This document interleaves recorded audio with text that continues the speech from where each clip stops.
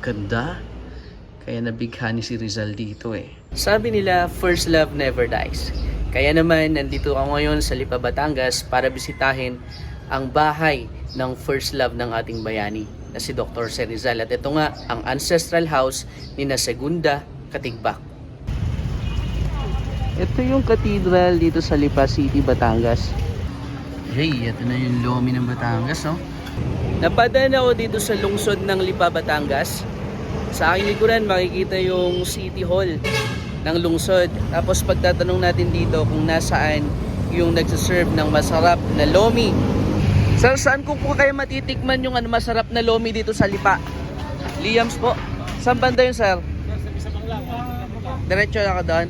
Okay, sir, thank you. Kapag pinag-uusapan ang lomi sa Pilipinas, isang lugar agad ang pumapasok sa isip ng marami. Ang Lipa City sa Batangas. Ang lomi ay isang makapal at malinamnam na noodle soup na may impluensyang Tsino na naging bahagi na rin ng kultura at pagkakakilanlan ng mga Batanggenyo. At isa sa pinakasikat na lomi houses sa Lipa ngayon ay ang Liam's Lomi. Kilala ito sa kanilang makapal na sabaw at masaganang sahog. Kaya hindi nakapagtataka na maraming kumakain at bumabalik sa lomi house na ito. Tol, saan po yung Liam's? Oo, yung nagsaserve doon ng masarap na lomi. Malayo ka? Eto na siguro. Ayun, Liam's Lomi House. Nandito pala. Sa taas, oh. Eto. Papasok pala. Yun, dami ah.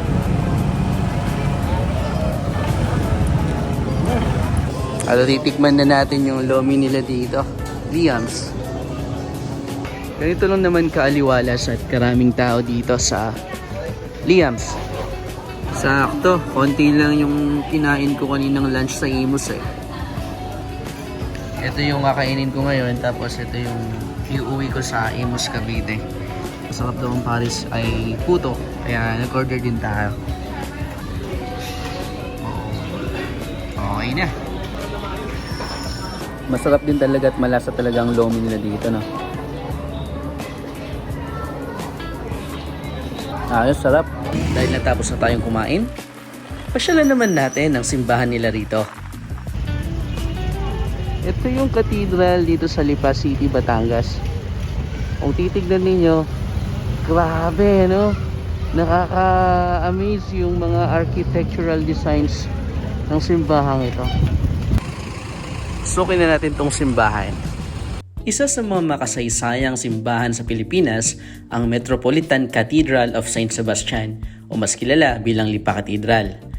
Isa sa kapansing-pansing katangian ng simbahan ay ang neo-Renaissance na architecture nito.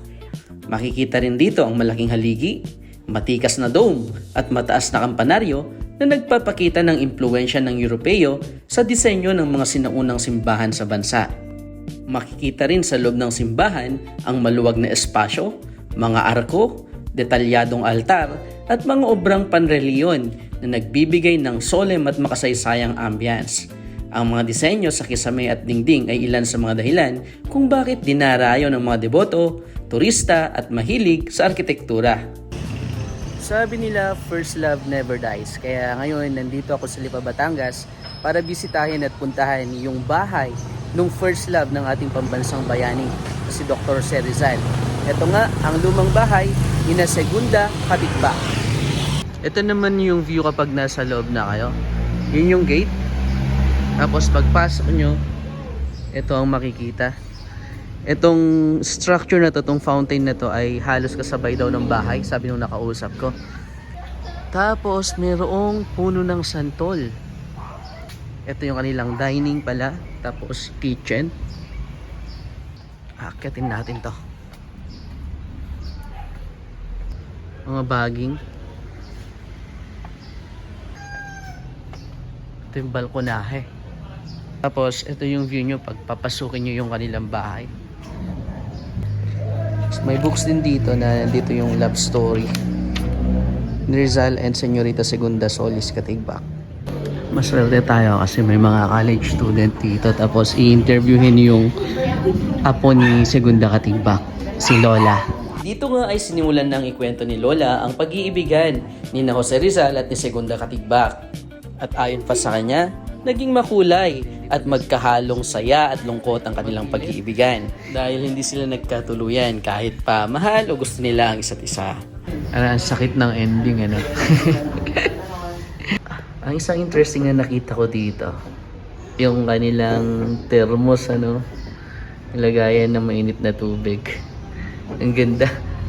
Ang original structures din itong mga to, oh. Meron ding makinilya pa dito. Typewriter.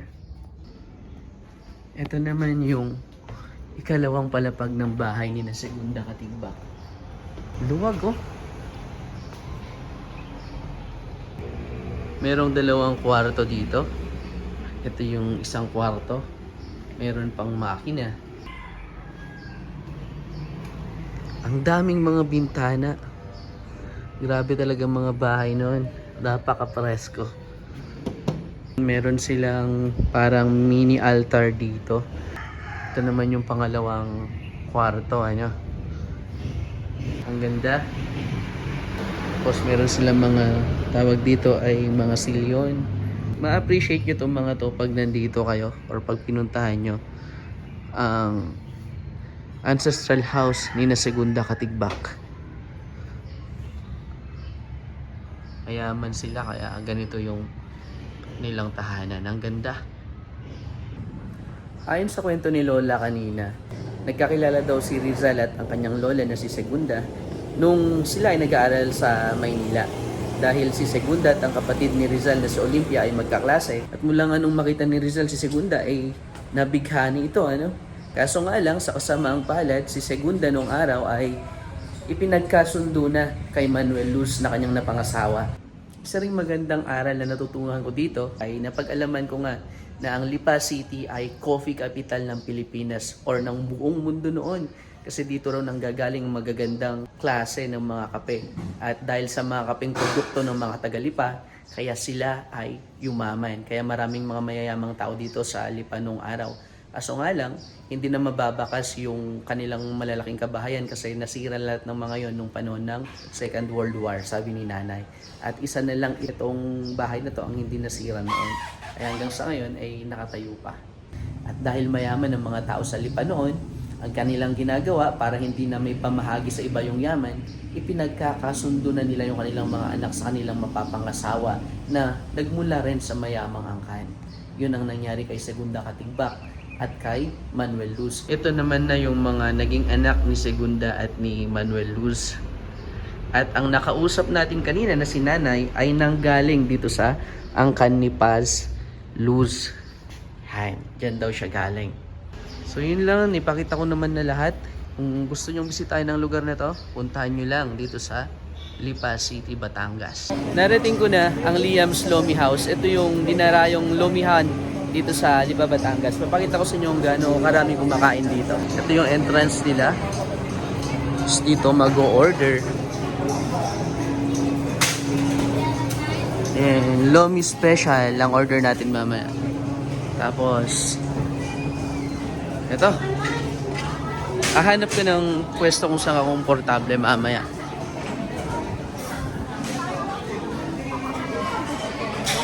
Saan kayo po pwesto?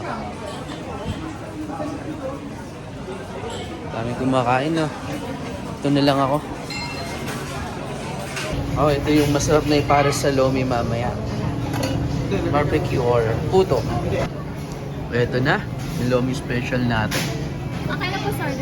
Okay na po, ma'am. Thank you. Thank you po.